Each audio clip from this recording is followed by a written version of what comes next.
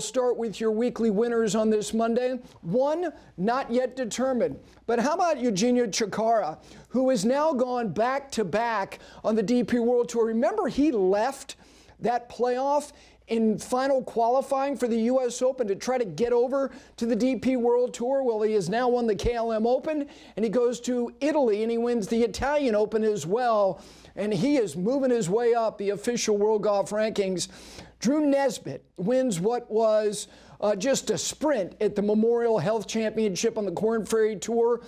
You had to go deeper than they're going at the Travelers. Meanwhile, on the LPGA, Haeran Ryu wins her first major championship. She's having a great season.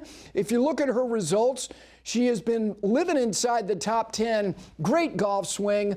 The putter, which can be faulty, she made a change with the putter. It worked. She wins the KPMG Women's PGA Championship through a lot of delays. Gusty wins to start that final round at Hazeltine. And then finally, the pride of Winter Park, Florida. Dickie Pride wins again on PGA Tour Champions. He wins the Dick's Open. And I will say this, Michael Block gave that tour some buzz, gave it a jolt, made a triple on the last, but still, he was kind of box office. But Dickie Pride, congratulations to him. Great Lake Highland prep family from back in the day. Those are your weekly winners presented by Golf Pride.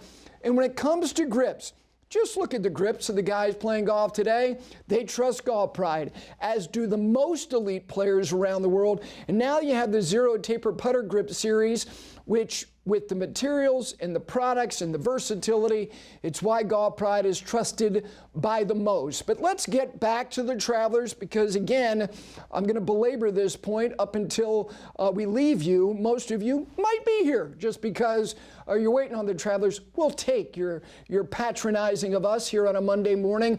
But if you look at the leaderboard, and what is the final Signature Series event for 2026? Still have a major, still have the playoffs, but Hovland and Scheffler to decide it. Starting at the top of the hour, Colin Morikawa shoots. He shot Roger Maris on Sunday. That usually would get headlines. Shoots 61, and he launches himself all the way up to third alone. Matt Fitzpatrick, his great season continues. His sixth top five of the year. He is second in the FedExCup standings. The guy's having a career year. Sorry, Scheffler exists. Wyndham Clark, credit to him. I would have thought he would have been gassed, would have gone through the motions. He has another great week. Made triple on 12 on day one and still finished inside the top five. His last five starts, first, third, 11th, first, and fifth. And of course, one of those first, the U.S. Open, Akshay Bhatia, his fourth top 10 off a good result at the U.S. Open. He tied for his 17th at Shinnecock. Corey Connors, boy, did he need one, and he got it. 63 on Sunday, and he moves from 81 to 61 in the FedExCup standings. Boy, it's that time of the year as we roll the calendar to July to get yourself inside that 70. J.J. Spawn, who's had a year of inconsistency, but it also includes a win. But right now, he's playing good golf.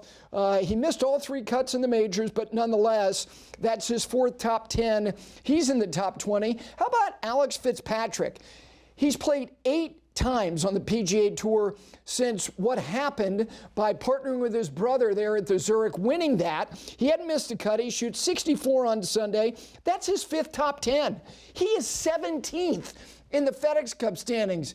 You never know where life's going to take you. Meanwhile, Robert McIntyre, Ben Griffin, you see them at 16 under par in that tie for 10th. So, top of the hour, it's going to be Scheffler and Hovland. And, if you look back on yesterday, first of all, they had the delay that came. You're thinking it probably, look, if it rained like it rained and kept going, first of all, they couldn't have stayed out there, and obviously they did not. So when they went back out there, and at 7:20 Eastern time, they had about an hour of daylight, and you're thinking, well, it's calmer conditions, and now it's softer conditions.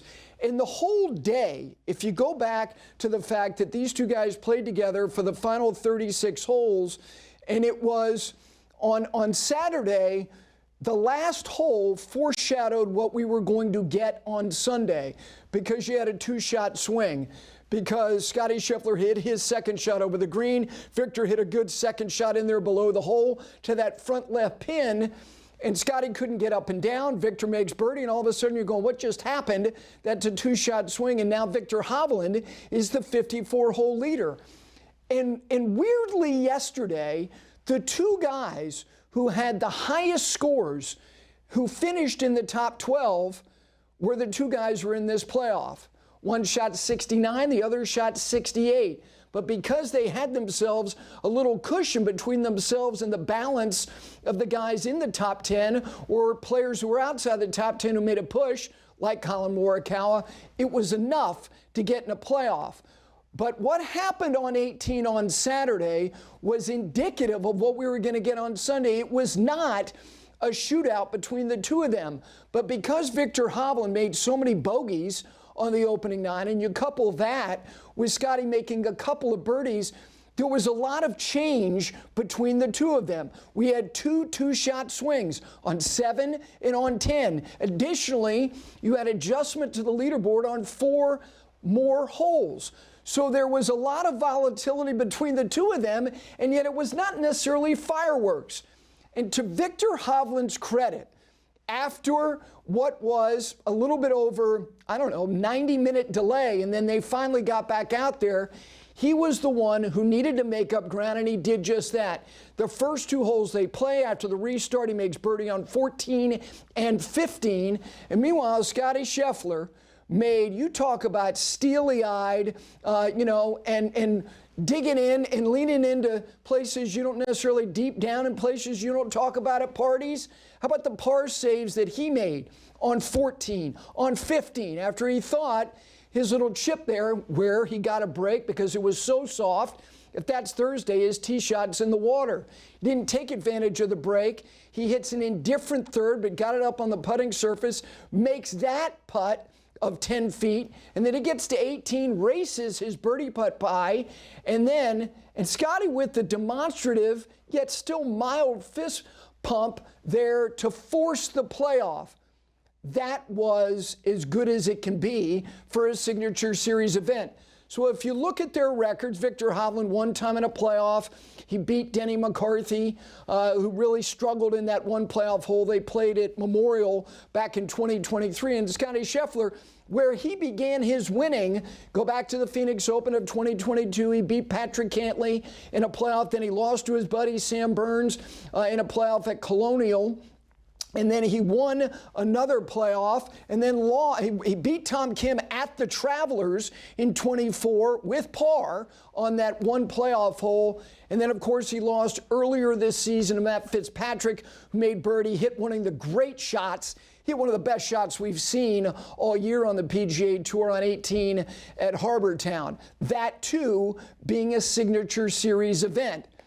So the 18th hole, as we are inside of 50 minutes from this playoff, Scottie Scheffler has struggled off the tee on the 18th hole, and he's played the hole and won over par this week. Now, of course, he made that bogey in the third round, which gave Viktor Hovland, because he made birdie, the 54-hole lead.